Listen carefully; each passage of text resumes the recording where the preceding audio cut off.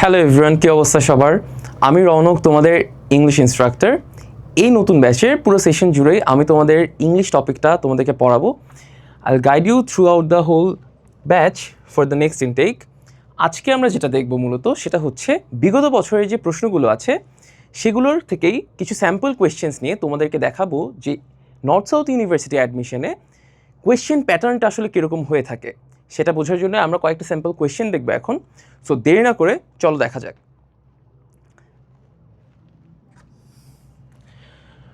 So first of all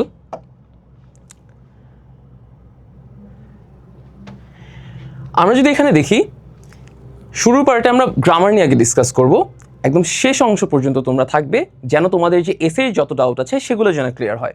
একদম শেষের জন্য আমরা এসেটা রাখছি। অ্যান্ড এসেটা কিন্তু আমরা জানি যে এসে পার্টটা সবচেয়ে বেশি ইম্পর্টেন্ট। যেমন ব্র্যাক ইউনিভার্সিটিতে আমরা যেমন দেখতাম যে 40 মার্কের এসে থাকে। সো মোরলেস সবগুলো প্রাইভেট ইউনিভার্সিটিতেই কিন্তু এসের পার্টটাতে মোটামুটি ভালোই জোর দেওয়া হয়। But before that let's solve the grammar part. শুরুতে আমরা দেখি কি লেখা আছে।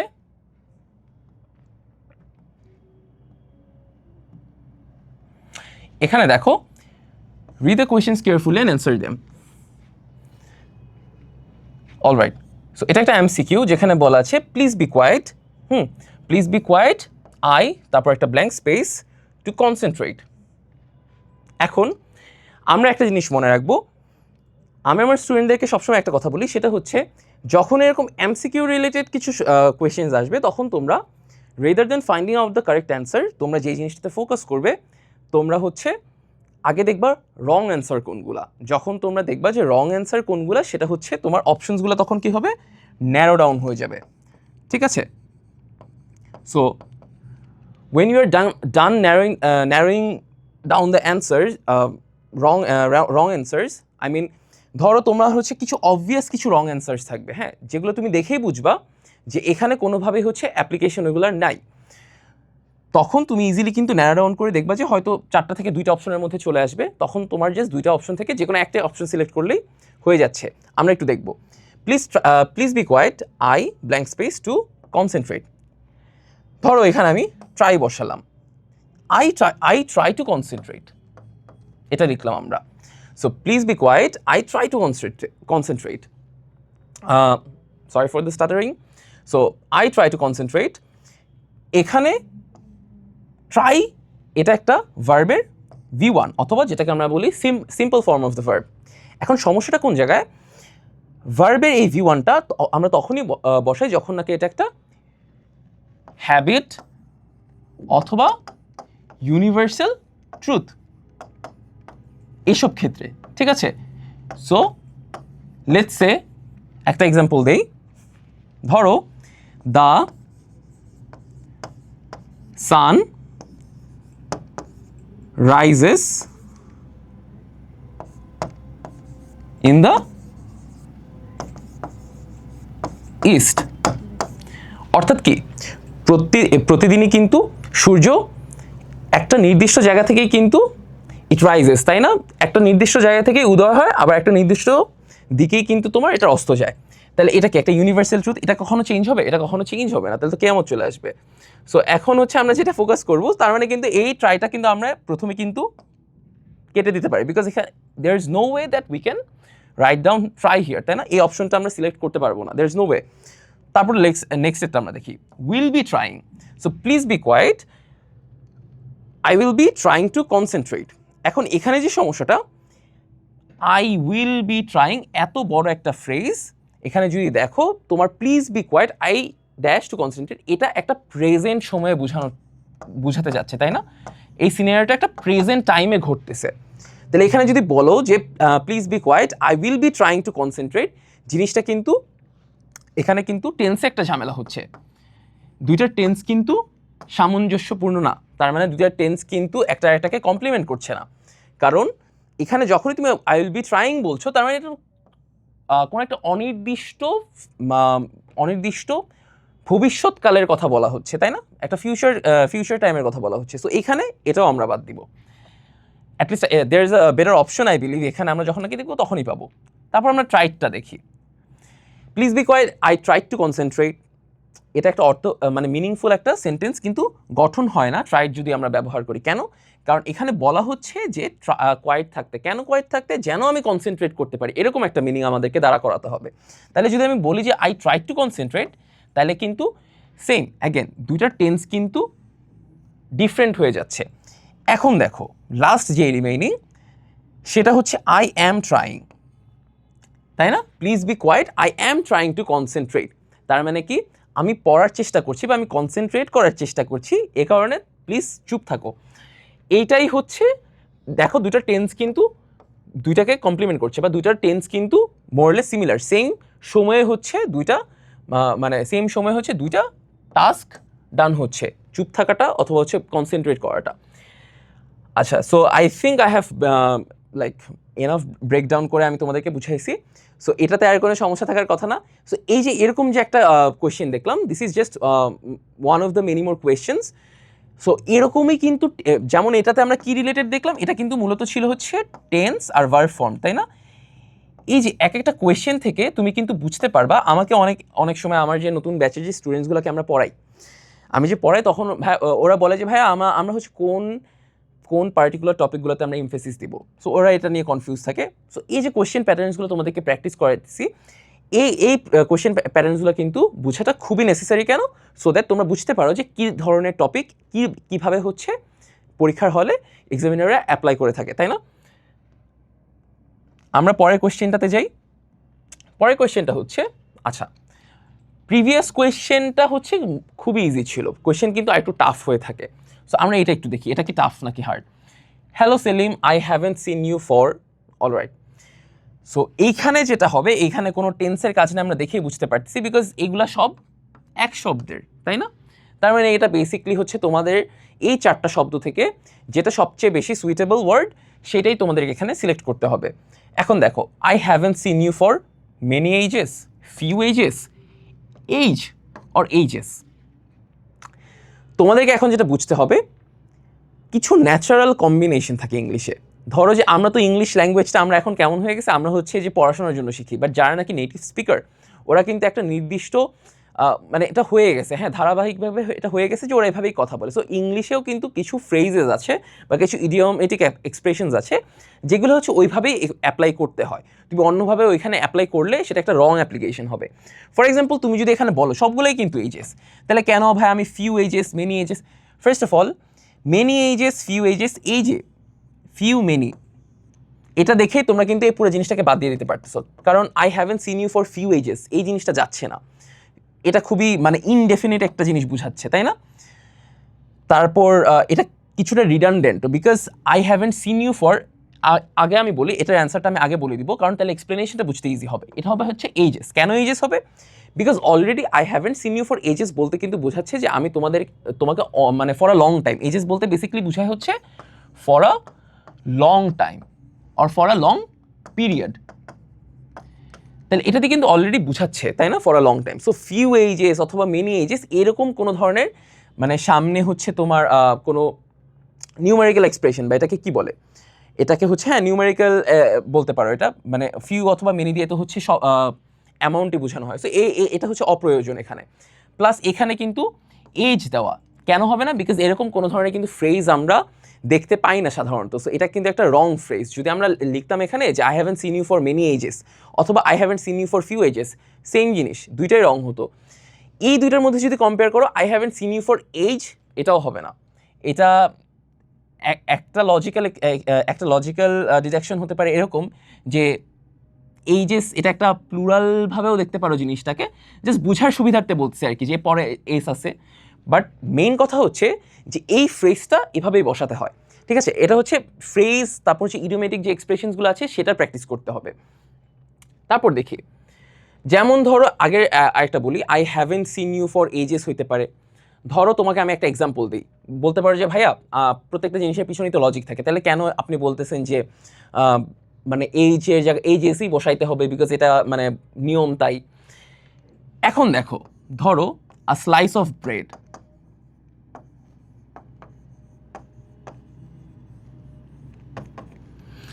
তোমার যদি কখনো এরর ফাইন্ডিং আসে, ঠিক আছে, কোশ্চেনে কিন্তু অনেক সময় এরর ফাইন্ডিং টাইপ কোশ্চেন থাকে। এরর ফাইন্ডিং বলতে তোমাকে এরকম একটা দেওয়া থাকবে, ধরো এখানে হচ্ছে স্লাইসের জায়গায়, তোমার দেওয়া থাকলো আ পিস অফ ব্রেড। তোমাকে জিজ্ঞেস করবে যে which part of the sentence is wrong, ঠিক আছে, বা এরকম কিছু থাকতে পারে। তখন কিন্তু তোমাকে বুঝতে হবে যে আ পিস অফ ব্রেড এই জিনিসটা কিন্তু এভাবে ইংলিশে বসে না। একটা খুবই প্রচলিত ফ্রেজ হচ্ছে কি আ স্লাইস অফ ব্রেড। আমরা ছোটোকালে পড়তাম না, যখন নাকি আমরা হচ্ছে সিঙ্গুলার প্লুরাল পড়তাম, তখন কিন্তু এই জিনিসগুলো পড়তাম যে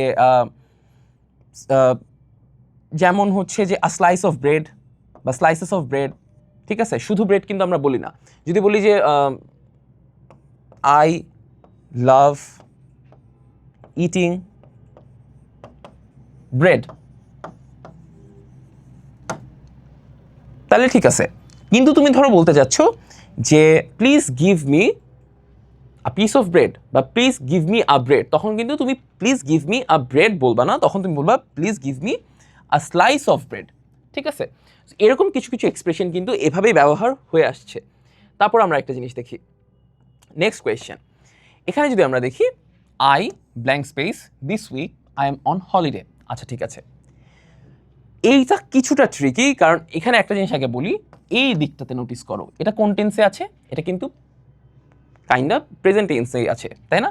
সে অলরেডি কিন্তু হলিডেতে আছে অ্যান্ড সে হলিডেতে স্পেন্ড করছে। এখন ধরো সে বলতেছে যে I work not this week, এটা তো হয়ই না, এখানে কোনো বিভার্বই নাই, সো এটা কাটা।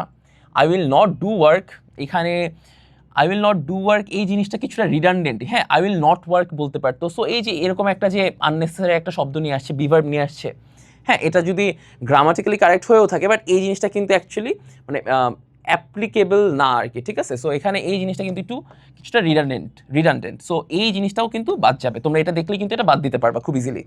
সো এই যে আমরা ন্যারো ডাউন করে কিন্তু এখন এই দুইটা অপশনে চলে আসছি। এই দুইটা অপশনে দেখো, I am not working this week, I am on holiday, এটা একটা অ্যান্সার হতে পারে। I do not working this week, so আমরা কি কখনো do not working this week এভাবে বলি?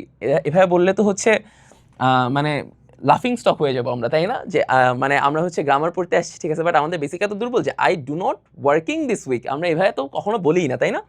সো এটাও কিন্তু খুব ইজিলি হচ্ছে আমরা ক্রস আউট করে ফেলতে পারি। সো বাকি থাকে হচ্ছে এটা। এখন এইটা কেন I am not working this week, let's verify যে এটা ঠিক আছে নাকি। I am not working this week, I am on holiday. এখন দেখো I am not working this week, তার মানে কি সে এই পুরোটা উইক ধরেই কিন্তু সে কাজ করবে না, অ্যান্ড সে একটা হলিডে অলরেডি স্পেন্ড করছে। তার মানে কিন্তু দুইটাই কিন্তু টেন্স ওয়াইজ কিন্তু সিমিলার আছে, দুইটা টেন্স একটা কিন্তু কমপ্লিমেন্ট করতেছে, দুইটা টেন্স কিন্তু আলাদা হয়ে যাচ্ছে না। তার মানে কিন্তু গ্রামারের যে প্যারালেলিজমের যে রুলটা আছে সেটা কিন্তু এটা ব্রেক করছে না, এটা মেনটেইন করছে। Let's go on to the next question. The river Nile blank space into the Mediterranean. The river Nile dash into the Mediterranean. আচ্ছা, মেডিটারিয়ান যারা জানো না, এটা হচ্ছে একটা মেডিটারিয়ান একটা সি, আর রিভার নাইল এটা তো একটা রিভার, খুবই, হ্যাঁ, এটা হচ্ছে হিস্টোরিক্যালি নাইল নদীটা হচ্ছে, হ্যাঁ, এই নীল নদটা হচ্ছে খুবই ফেমাস, তোমরা জানো। So the river Nile dash into the Mediterranean sea. তোমাদেরকে একদম শুরুতে মনে আছে আমি যে বলেছিলাম যে ইউনিভার্সাল ট্রুথের যে ব্যাপারটা, হ্যাঁ, ইউনিভার্সাল ট্রুথ, ধরো যে ইউটি বললাম এটাকে, এই ইউনিভার্সাল ট্রুথের ব্যাপারটা যে তোমাদেরকে এক্সপ্লেন করছি, দেখো অলরেডি কিন্তু চলে আসছে। সো ইউনিভার্সাল ট্রুথের এই নিয়মটা কিন্তু বেশ important. The river Nile dash into the Mediterranean sea, flowed, flows, flowing, flows. তার মানে এখানে কিন্তু ওয়ার্ড ডিফারেন্ট না, সবগুলো ওয়ার্ডই সেম। তাহলে আমাদেরকে যেটা করতে হবে যে ভার্বের কোন ফর্মটা এই পার্টিকুলার কোয়েশ্চেনের জন্য বেস্ট অ্যাপ্লিকেশন সেটা আমাদেরকে বের করতে হবে। এখন আমরা কি দেখেছি যে in case of universal truths will always use the simple form of the verb. তাহলে এখানে সিম্পল ফর্ম কোনটা? ফ্লো আর ফ্লোস, বাকি দুটো তাহলে ইজিলি কেটে দিতে পারতেছো। এখন দেখো ফ্লো আর ফ্লোজের মধ্যে তুমি কোনটা ব্যবহার করবে? দ্য রিভার নাইল, এটা কি সিঙ্গুলার হিসেবে কাউন্ট করা হচ্ছে না, তাহলে কিন্তু ফ্লোটাও আমরা কেটে দিতে পারতেছি, কারণ সিঙ্গুলার নাউনের পরে কিন্তু আমরা জানি যে একটা এস ব্যবহার হবে ভার্বের সাথে। তাহলে the river Nile flows into the Mediterranean. আমরা নেক্সট কোয়েশ্চেনে দেখি, what is dash in your mind.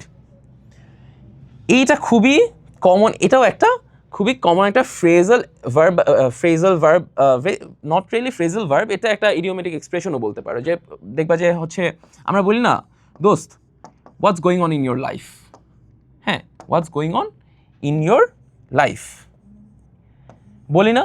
So এটা কিন্তু অ্যাকচুয়ালি খুব টাফ কিছু না, মানে এটা আমরা খুবই মানে রেগুলার ডে টু ডে ইংলিশেই কিন্তু আমরা ইউজ করে থাকি। এখন বলতে পারো ভাইয়া যে গোয়িং অন, এখানে একটা অন আছে, আবার এখানে আগে বলি গোয়িং অন এটা খুবই ইজি। সো এটা যে অ্যান্সার এটা তোমরা আই গেস সবাই বুঝতে পারছো, এখানে এটা টাফ কিছু না। ফর এক্সাম্পল এখানে যদি what is going in your mind, এটা কেন হইলো না, এটা তোমার কোয়েশ্চেন হতে পারে যে হোয়াট ইজ গোয়িং অন কেন হইলো। হ্যাঁ, what is coming in your mind এটাও হবে না। তুমি যদি বুঝাইতে চাও যে তুমি কি চিন্তা করতেছো, হোয়াট আর ইউ থিঙ্কিং বলবো, what is coming in your mind এভাবে তো ডেফিনেটলি বলবা না, বা what is coming on in your mind এটাও তুমি বলবা না। হ্যাঁ, মানে এটা ক্রস। এখন তাহলে এই দুইটার মধ্যে ডিফারেন্স কি? এই দুইটার মধ্যে ডিফারেন্স হচ্ছে গোয়িং অন এই পুরো জিনিসটাই একটা বলতে পারো আলাদা একটা ফ্রেজ,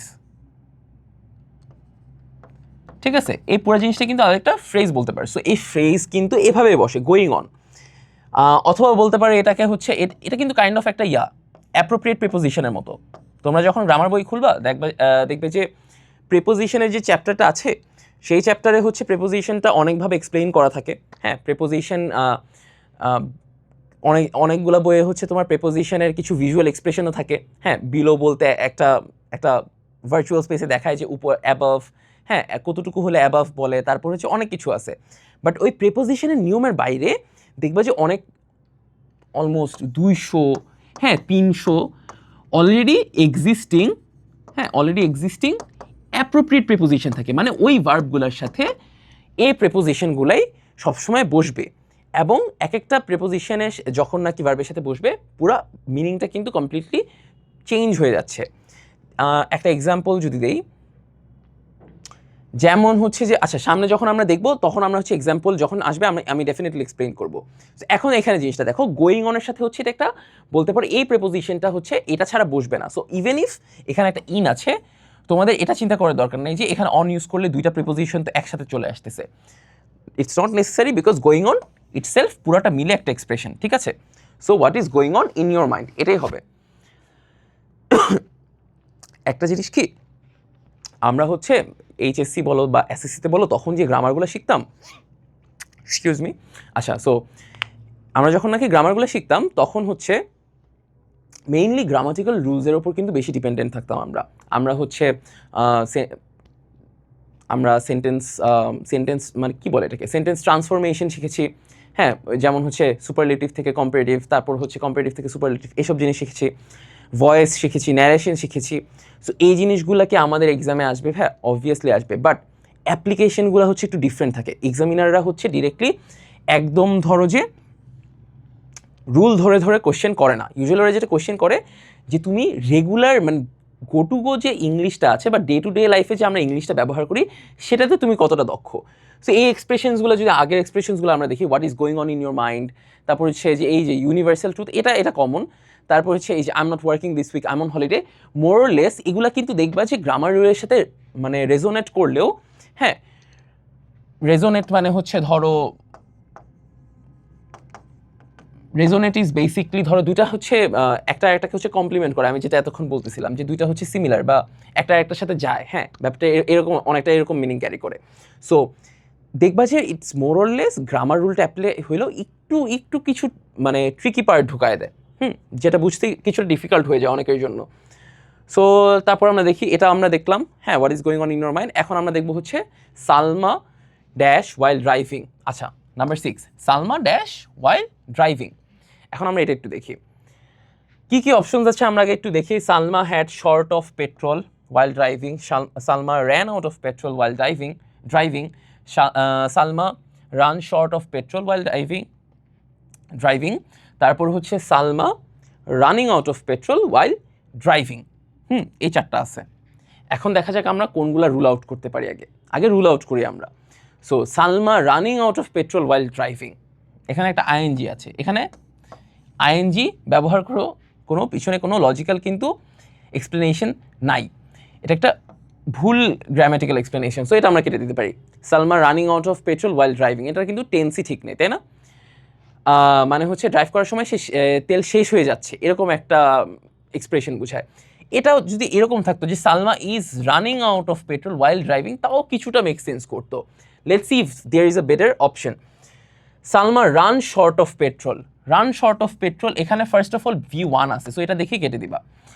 তারপর হচ্ছে রান শর্ট, এটাও হচ্ছে মানে কমে আসছে বা এরকম বুঝে, সো এটারও দরকার নেই। Had short of petrol, Salma had short of petrol while driving, এটাও কিন্তু ভুল। এটার মিনিংটা অনেকটা এরকম দাঁড়ায় যে গাড়ি চালানোর সময় সালমার পেট্রোলের অ্যামাউন্টটা কম ছিল গাড়িতে, হ্যাঁ এরকম একটা মিনিং বুঝায়। বাট এরকম কিন্তু মিনিং দেখো, there is a better option, সেটা হচ্ছে এটা, র্যান আউট অফ পেট্রোল। আমরা বলি না যে গাড়ি চালানোর সময় তেল শেষ হয়ে গেছে, এটা কিন্তু সেম মিনিংটা কনভে করতেছে, right? Salma ran out of petrol, ran out মানে কি? র্যান আউট মানে হচ্ছে কোনো কিছু শেষ হয়ে যাওয়া, ফুরিয়ে যাওয়া, হ্যাঁ ফুরিয়ে যাওয়া। So Salma ran out of petrol while driving, plus এটার টেন্সটা দেখো, এটা ভার্বের পাস্ট ফর্মে আছে। সো ভার্বের পাস্ট ফর্মে থাকাতে কিন্তু বোঝা যাচ্ছে যে ও যখন ড্রাইভ করছিল তখন সালমার কি হয়েছিল, পেট্রোল শেষ হয়ে গিয়েছিল। সো আমরা এখন নেক্সট স্টেজে যাই। I guess this is clear, right? এখন এটা দেখি আমরা। আচ্ছা, এখানে একটা স্লাইট মিস্টেক আছে, সো এইটা 6 নাম্বার, এটা হচ্ছে 7 নাম্বার হবে। এখন এটা আমরা দেখি। ইট is raining, I don't think, again it is raining, I don't think, এটা কাইন্ড অফ পুরো সেন্টেন্সটাই কিছুটা ইনফর্মাল, হ্যাঁ, কারণ দেখতে গেলে আমরা যখন পুরাটা সবগুলো অপশন পড়বো তখনই বুঝতে পারবা। ইট is raining, I don't think of going out, it is raining, I don't think about going out, it is raining, I don't think out going out. আচ্ছা, সো উডের পর তো হচ্ছে আইএনজি ফর্ম বসেই না, উডের পর অলওয়েজ ভার্বের বেস ফর্ম বসে, so এটা কাটা।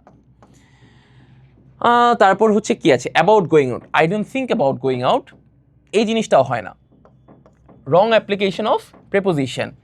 So it is raining, I don't think about going out. And এটা যেহেতু হয় না, তুমি দেখো দুইটা কিন্তু মোরলেস সিমিলার, দুইটাই হচ্ছে প্রেপোজিশন ইউজ করে করার ট্রাই করছে। যেহেতু দুইটাই সিমিলার, তাহলে কিন্তু আমরা দুইটাই কেটে দিতে পারি, বিকজ ইটস নট পসিবল যে এটা ঠিক হবে এটা ঠিক হবে না, বিকজ দুইটা কিন্তু সিমিলারই বলতে গেলে। হ্যাঁ বলতে পারো যে দুইটা প্রেপোজিশন তো আলাদা, বাট এখানে কিন্তু এই প্রেপোজিশনটা যাচ্ছে না, কারণ কি, উইল সি, এটা কিন্তু একটু different. It is raining, I don't think I will go out,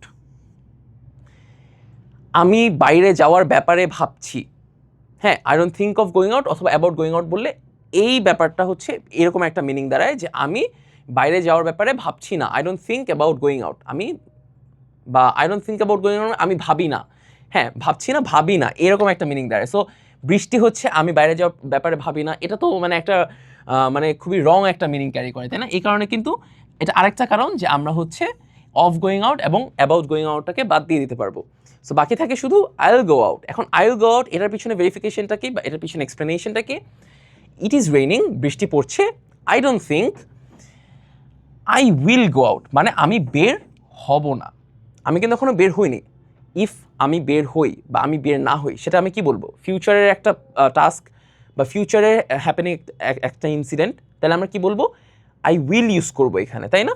এখানে একটা উইল ইউজ করবো, so I will go out. But এখানে আরেকটা এক্সপ্রেশন হতে পারতো, সেটা ধরো তোমার এদের অপশনে থাকতো, সেক্ষেত্রে তোমরা এটা ইউজ করতে পারতা, সেটা হচ্ছে ইট is raining, I don't think I will be going out.